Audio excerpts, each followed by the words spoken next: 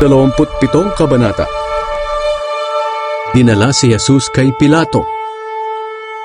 Kinaumagahan, nagplano ang lahat ng namamahalang pari at ang pinuno ng mga Hudyo kung ano ang gagawin nila para maipapatay si Jesus. Ginapos nila si Jesus at dinala kay Gobernador Pilato. Ang pagkamatay ni Judas. Nang malaman ng traidor na si Judas na hinatulan ng kamatayan si Jesus, nagsisi siya sa kanyang ginawa at isinauli ang 30 pirasong pilak sa mga namamahalang pari at mga pinuno ng mga Hudyo. Sinabi niya sa kanila, "Nagkasala ako dahil ibinigay ko sa inyo ang isang taong walang kasalanan." Pero sumagot sila, "Ano ang pakialam namin diyan? Problema mo na iyan." Itinapon ni Judas sa templo ang salapi. Pagkatapos ay umalis siya at nagbigti. Pinulot ng mga namamahalang pari ang salapi at sinabi, "Hindi natin maaaring ilagay ang salaping ito sa kabangyaman ng templo.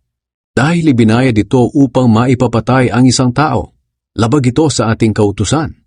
Kaya napagkasunduan nilang gamitin ang salapi para bilhin ang bukid ng magpapalayok at gawing libingan ng mga dayuhan. Ito ang dahilan kung bakit hanggang ngayon ay tinatawag pa rin ang lugar na iyon na Bukid ng Dugo.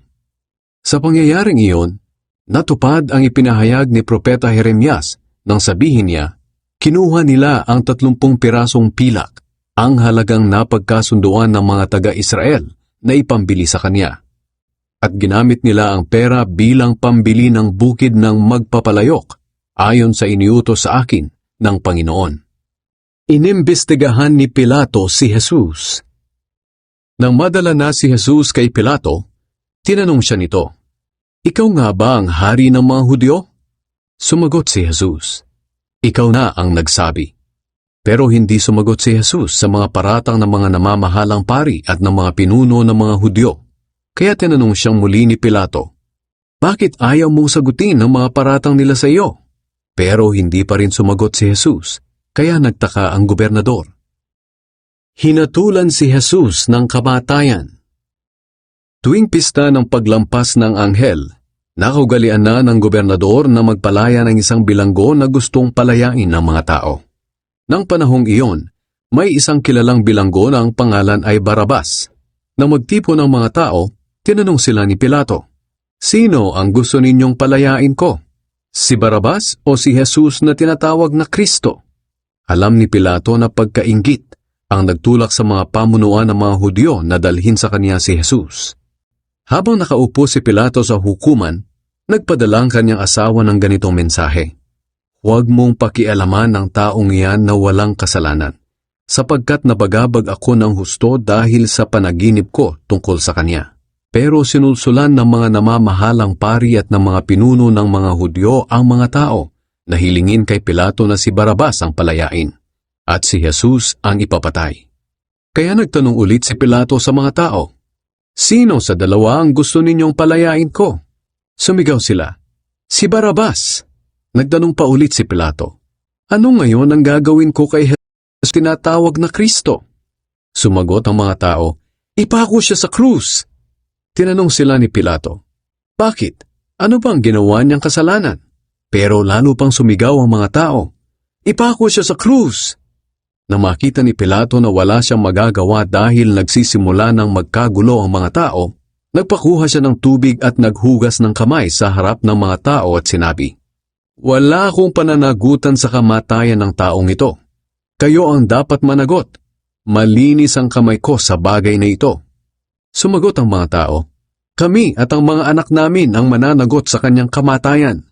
Pagkatapos, pinalaya ni Pilato si Barabas, pero si Jesus ay pinahagupit niya at saka ibinigay sa mga sundalo upang ipako sa krus.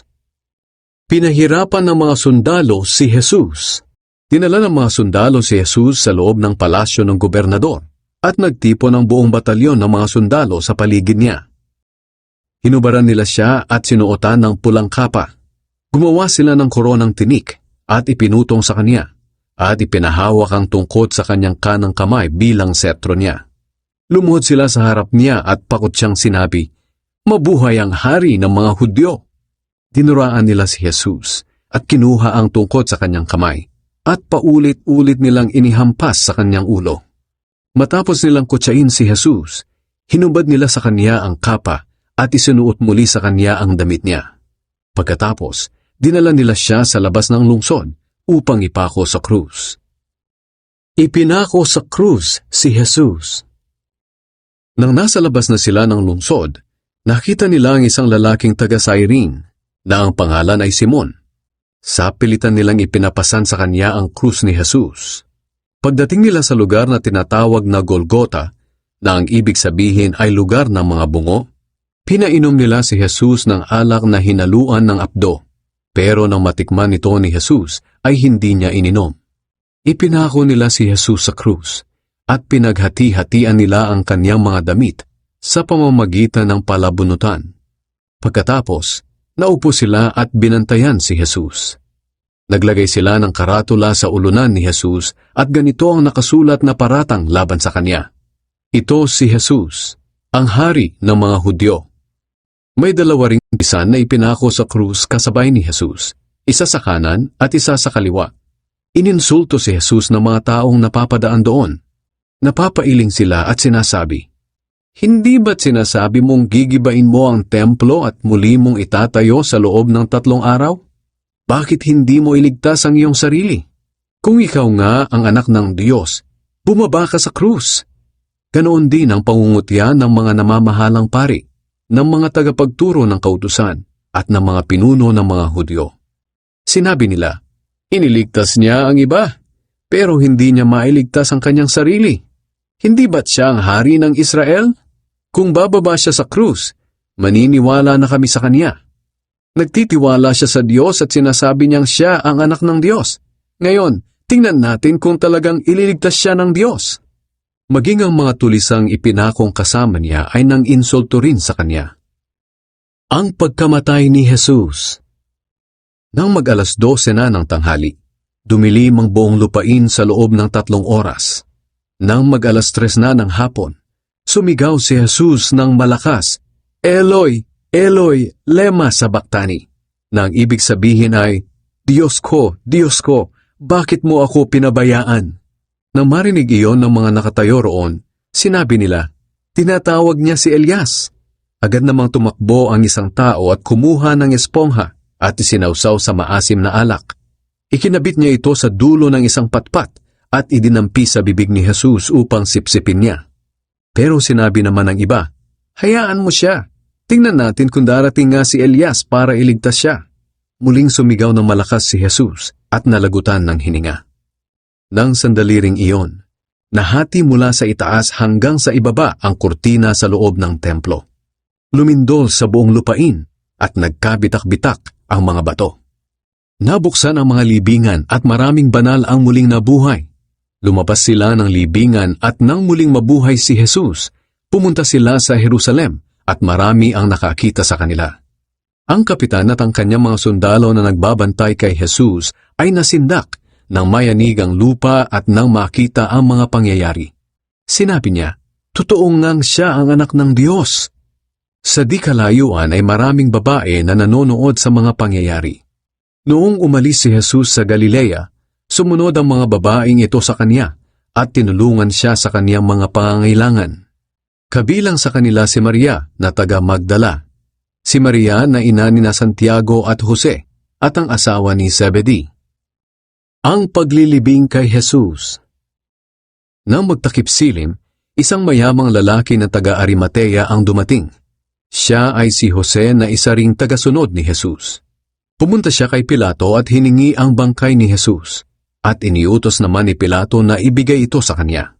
Kaya kinuha ni Jose ang bangkay at binalot ng malinis na telang linen. Inilagay niya ito sa bagong libingang hinukay sa gilid ng burol na ipinagawa niya para sana sa sarili. Pagkatapos, pinagulong niya ang isang malaking bato upang takpan ang pintuan ng libingan, at saka siya umalis. Si Maria na taga Magdala at ang isa pang Maria ay naroong nakaupo sa harap ng libingan. Naglagay ng mga gwardiya sa libingan. Kinabukasan, araw ng pamamahinga, pumunta ang mga namamahalang pari at ang mga Pariseo kay Pilato. Sinabi nila, "Natatandaan po namin na noong buhay pa ang mapagpanggap na iyon, Sinabi niya na mabubuhay daw siyang muli pagkatapos ng 3 araw. Kaya mabuti sigurong pabantayan po ninyo ang kanyang libingan sa mga susunod na araw. Dahil baka nakawin ng mga tagasunod niya ang kanyang bangkay at ipamalitang nabuhay siya. Kapag nangyari ito, mas magiging masahol pa ang pandarayang ito kaysa sa noong una. Sumagot si Pilato sa kanila, "May mga gwardya kayo. Kayo na ang magpabantay ayon sa nalalaman ninyo." Kaya pumunta sila sa libingan at tinatakan nila ang bato na nakatakip sa libingan upang malaman nila kung may nagbukas at nag-iwan sila roon ng ilang mga bantay. Read the scriptures. Nagkatawang tao ang salita at namuhay na kasama natin. Nakita namin ang kadakilaan niya bilang kaisa-isang anak ng Ama. Puspos siya ng biyaya at pawang katotohanan ng mga sinasabi niya.